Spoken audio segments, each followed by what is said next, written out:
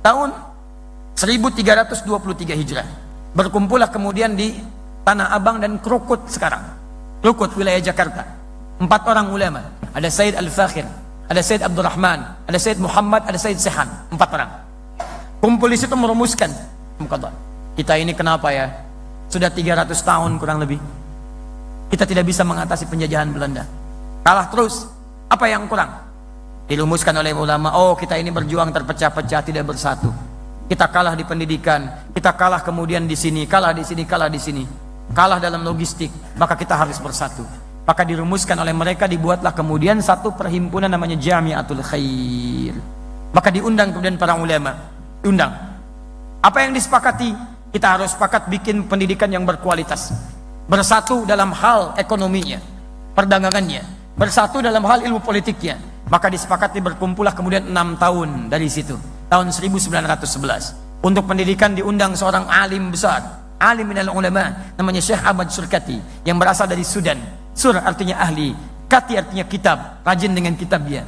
Dulu sedang belajar di Ummul Qura, sedang berada di Al-Azhar, kemudian diminta ke Indonesia, ke Nusantara. Indonesia belum ada. Maka datanglah kemudian 6 tahun kemudian tahun 1911. Maka berkumpullah pada saat itu.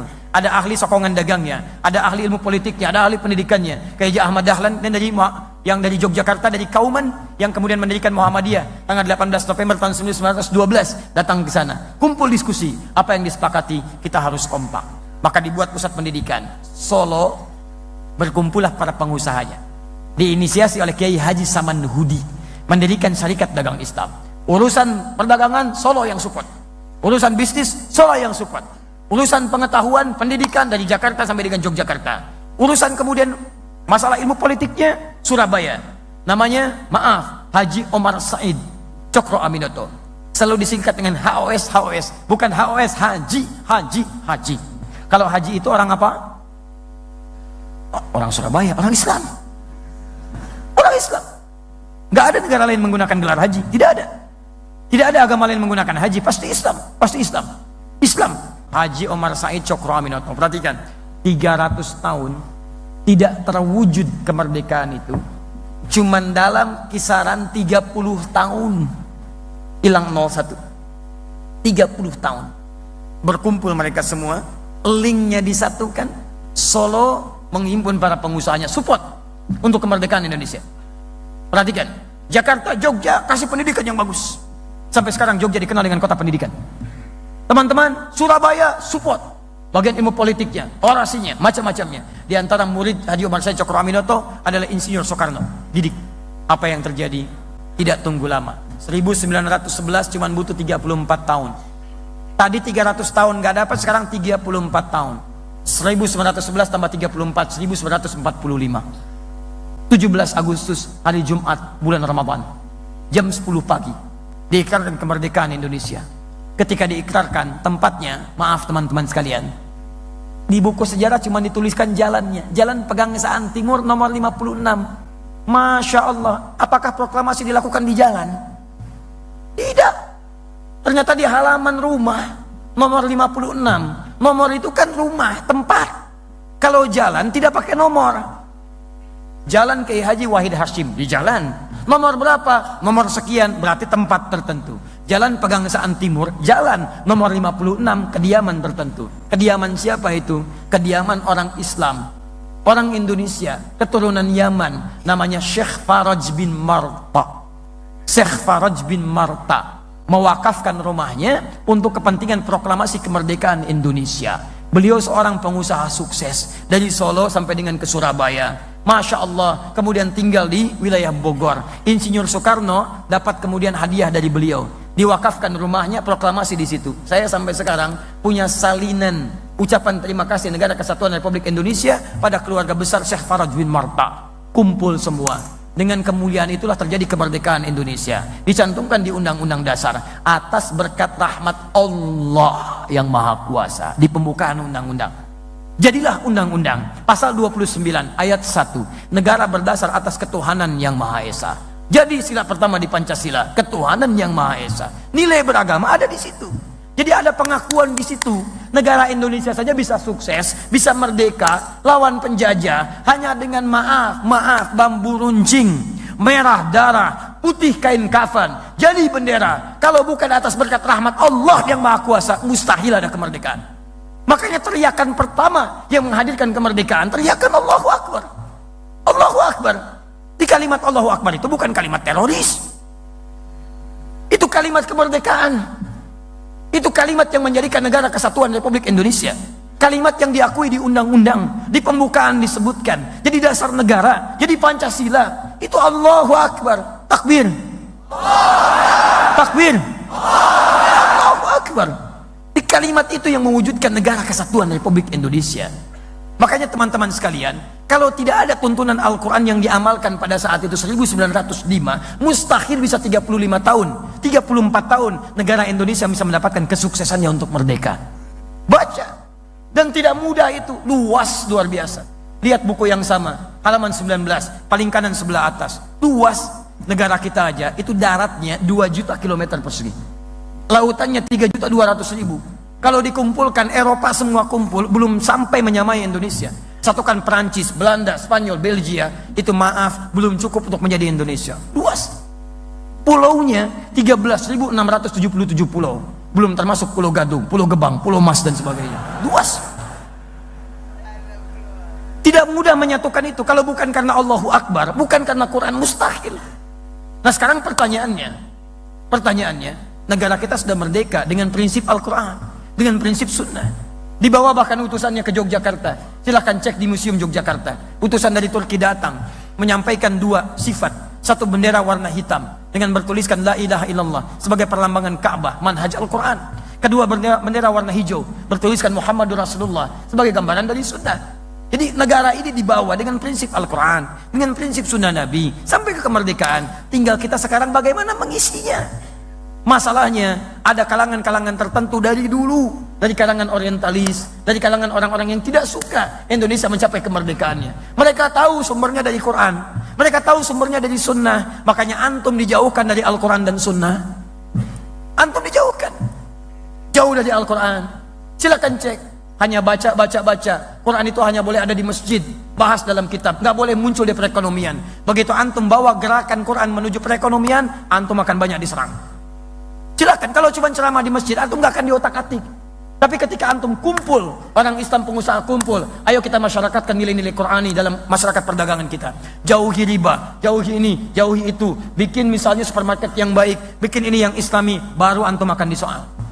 Islam di masjid nggak akan disoal. Tapi kalau nilai Islam dibawa ke politik, antum bawa politik Islami yang jujur, yang baik, hindari korupsi, antum akan disoal di situ. Silakan cek. Bawa ke manajemen, antum akan disoal di situ. Kenapa? Karena mereka takut orang-orang Islam itu akan bangkit, mendapatkan nilai keislaman, memberikan pencerahan untuk dunia. Tidak ada sejarahnya di muka bumi ketika Islam berada di puncak kekuasaan selain menghadirkan kedamaian, ketentraman bagi seluruh umat yang ada di muka bumi. Cek. Islam berjaya di Spanyol, Yahudi ternaungi, Nasrani ternaungi, agama lain ternaungi. Islam berjaya di Nusantara, dengan Hindu nggak ada masalah, dengan Buddha nggak ada masalah. Yang ada masalah ketika Portugis datang ke sini tahun 1511 lewat Selat Malaka, diberikan mandat oleh Paus Alexander yang ke-6 tahun 1494. Setelah itu terjadi perjanjian Tordesillas, bumi dibagi 2, bagi 2 sama Paus. Ya, yang barat, yang timur. Barat Spanyol, timur Portugis. Datang dia, nyasar dulu sampai ke Goa. Balik lagi ke Portugal. Dia hire seorang bernama Ahmad bin Majid, navigator muslim. Tolong arahkan saya kepada pusat rempah-rempah. Datanglah kemudian sampai ke Selat Malaka. Begitu datang ke Malaka, yang dibawa senapan. Anda kalau nggak mau ikut saya, eksekusi. Maka apa yang terjadi? Hindu bermasalah sampai ke Goa. Cina bermasalah ke sana. Yang tadinya harmonis, muncul masalah luar biasa. Terus, begitu sampai Malaka, pengen menguasai Sunda Kelapa. Datang ke Sunda Kelapa, datang bawa senjata, datang bawa meriam. Tidak ikut saya habisi. Masya Allah, misinya 3G. Sekarang sudah 4G. Dulu 3G, gold, glory, and gospel. Begitu datang bukan cuma gold, kuasai rempah-rempah emas, glory, bawa kemenangan, ekspansi. Lihat, dulu Islam datang cuma membuka fatah, tidak mengekspansi. Yang mundur, maju. Terbelakang, jadi paling depan. Punya pengetahuan. Islam, lihat, masuk ke Spanyol, berjaya. Masuk ke Palestina, berjaya. Masuk ke Nusantara, berjaya. Nggak ada yang diusir, biasa aja. Cuman ahli sejarah belakangan, maaf, merubah nilai sejarah itu sehingga anak-anak sekarang tidak tahu. Perhatikan anak-anak zaman now tuh, ketika mereka belajar tentang sejarah, jauh. Coba lihat, uang 1000 itu, di uang 1000, siapa yang tergambar dulu di uang 1000? Kapiten Patimura. Siapa nama aslinya? Thomas Matulesi. Dari mana antum tahu Thomas? Kalau disebutkan Thomas, yang terbayang apa?